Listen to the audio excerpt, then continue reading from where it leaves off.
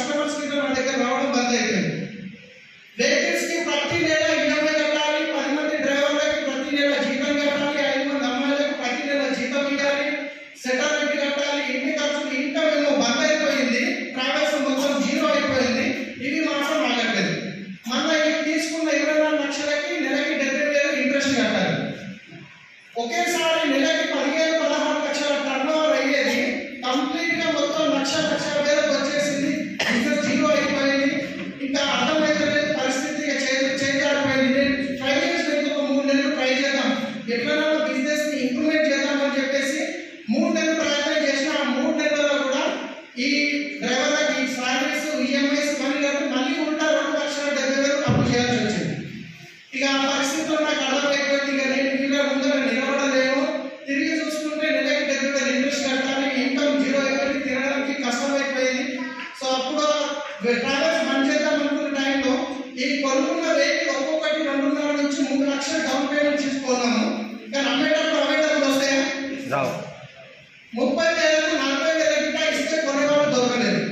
So అట్లా 2 vehicles అమ్మాలి, ఈ మంత్ ఇంట్రెస్ట్ కట్టాలి, 2 వెహికల్స్ అమ్మాలి, మళ్ళీ ఈ మంత్ ఇంట్రెస్ట్ కట్టాలి. అట్లా చూస్తూ ఆ ఉన్న వెహికల్స్ కూడా వెళ్ళిపోయినాయి, అప్పు మాత్రం అట్లనే మిగిలిపోయింది. నెల వచ్చేసరికి 70,000 కట్టాలి. ఒక 5 లక్షల చిట్టి 25,000 నెల కడుతుంటే ఒక దగ్గర మెడికల్ షాప్ అయిన దగ్గర నేను చిట్టి మంచి కడుతున్నా అని చెప్పేసి పోయినప్పుడల్లా కూర్చోబెట్టి ఛాయ్ పెట్టి రెస్పెక్ట్ ఇచ్చేది. 2 నెలలు చిట్టి లేట్ కట్టేసరికి అప్పటిదాకా రెస్పెక్ట్ ఇచ్చిన వ్యక్తి అరెక్ట్ వచ్చేసింది. ఏమైనా పైసలు ఇస్తామయ్యా అనడానికి వచ్చింది.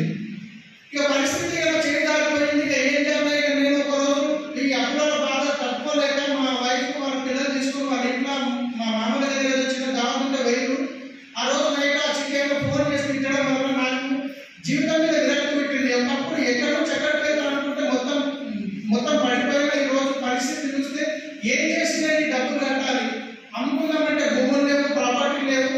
సో ఆ రోజు డిసైడ్ అయిపోయి ఏమన్నా మాత్రం సూసైడ్ చేసుకోవాల్సిందే. మంచం మీద వండుతున్న కళ్ళ మీద నీళ్లు పోతుంది, ఫ్యాన్ తిరుగుతుంది. ఇక నాకు ఆలోచన వచ్చింది, ఇంకొక 5 నిమిషాలు, ఇంకొక 4 నిమిషాలు, ఇంకొక 3 నిమిషాలు నేను కౌంట్ చేసుకుంటున్నాను.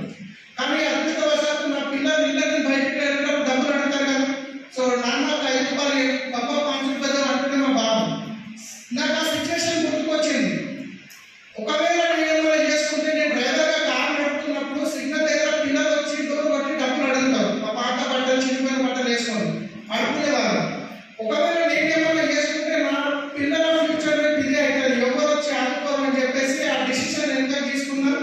ఆ తర్వాత ఆలోచిస్తున్న అదే టైంలో నిజంగా భగవంతుడు పంపించినట్టు అరుణదీవి నాకు కాల్ చేయడం జరిగింది. సరే చాలా రోజులు అయింది. వాళ్ళ అన్న దగ్గర డ్రైవర్గా పనిచేస్తుంది.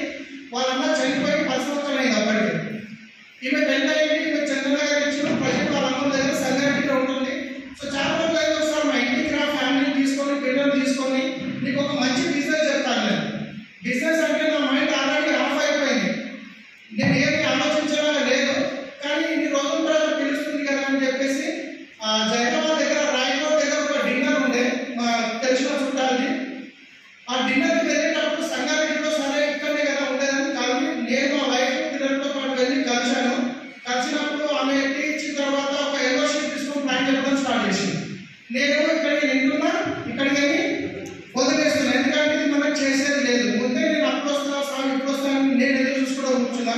ఎందుకంటే పరిస్థితి చేంజ్ అయిపోయింది కాబట్టి ఏం చేసే మూడ్లో లేనప్పుడు కానీ అయినా ఫ్రీ చేయండి కదా, ఆధార్ కార్డు ఇస్తే పీడ పోతుంది. కారణం లేకుండా దగ్గర పని చేస్తున్నాం అని చెప్పేసి ఆధార్ కార్డు ఇచ్చి జాయిన్ అయినా. ఆమె ప్రొడక్ట్ తీసుకోమని చెప్పి బర్నీ చేస్తూ ఒక నీటితో ఒక నైట్ క్రీమ్ తీసుకొని వాడినా బాగున్నాయి. ఇంటికి పోయినాక వాడితే బాగున్నాయని ఫోన్ చేస్తే మనం ఏమంటారు, బిజినెస్ చేయమంటారు. నేను బాగున్నాయని చెప్పలేదు. కానీ 2 రోజుల తర్వాత నేను మళ్ళీ ఫాలో అప్ కాల్ వచ్చింది. 2 రోజుల తర్వాత ఫోన్ చేసి దుర్గాని సార్ నేను కొన్ని చోట్ల వెళ్తున్నాం, మీ ఇంటి దగ్గర నేను వెళ్తాను, సరే ఒకసారి మీ ఇంటికి వస్తాం, మా అప్లైన్ డైమండ్ డైరెక్ట్ అంటే డైమండ్ దగ్గర ఏం తెలియదు. వస్తామంటే ఎట్లా వద్దంటారు, ఆయన ఆఫీస్ పేరు ఉంటుందని రమ్మని చెప్పిన. ట్రావెల్స్ మొత్తం నుంచి క్లోజ్ అయిపోతుంది.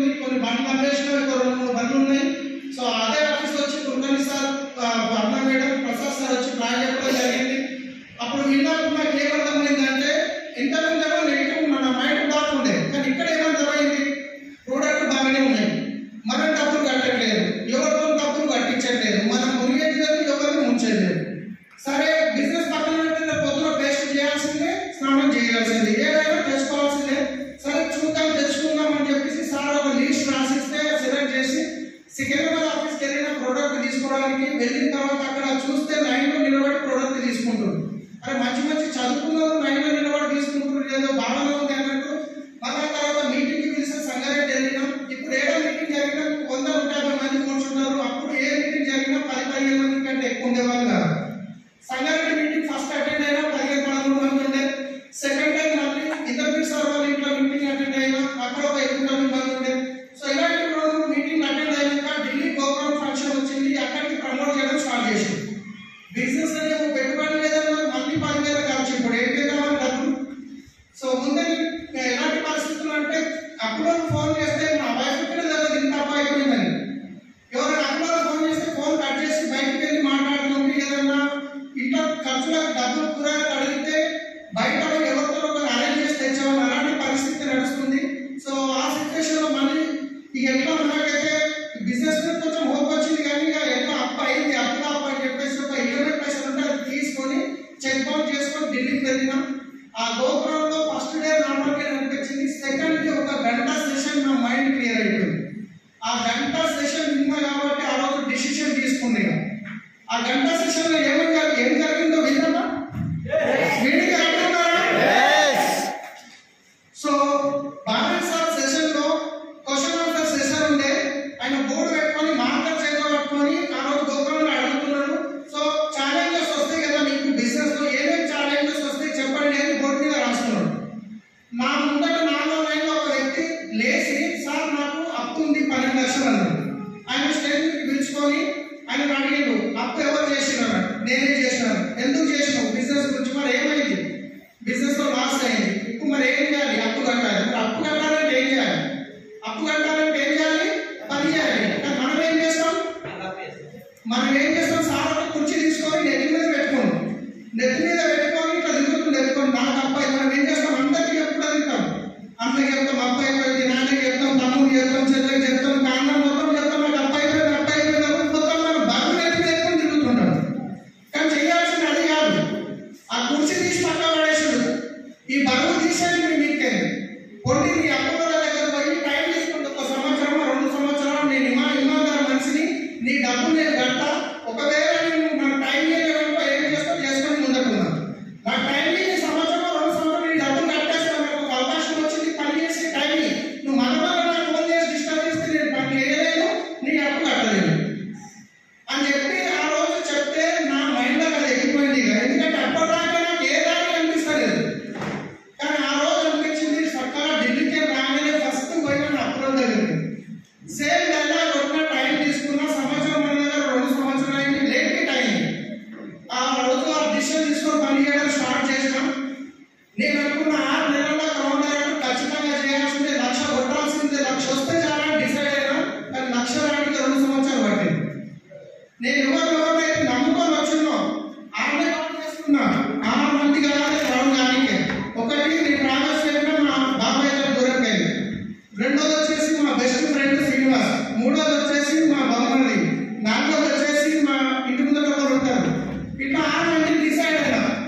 వచ్చిన తర్వాత ఫస్ట్ ఫోన్ చేసిన మా ఫ్రెండ్కి, బెస్ట్ ఫ్రెండ్కి. ఆయన ఫ్రెండ్ అంటే ఎట్లా అంటే ఆయన ఫ్యామిలీలో ఏం జరిగినా నాకు తెలుస్తుంది, నా ఫ్యామిలీలో ఏం జరిగినా ఆయనకి తెలుస్తుంది. ఆయన నేను ఒక ప్లేట్లో తిన్న వ్యక్తులు. ప్రాణమైన ఇండియన్కి రెడీ ఉన్న ఫ్రెండ్. 6 నెలలు ఆధార్ కార్డు ఇయ్యదు. అర్థం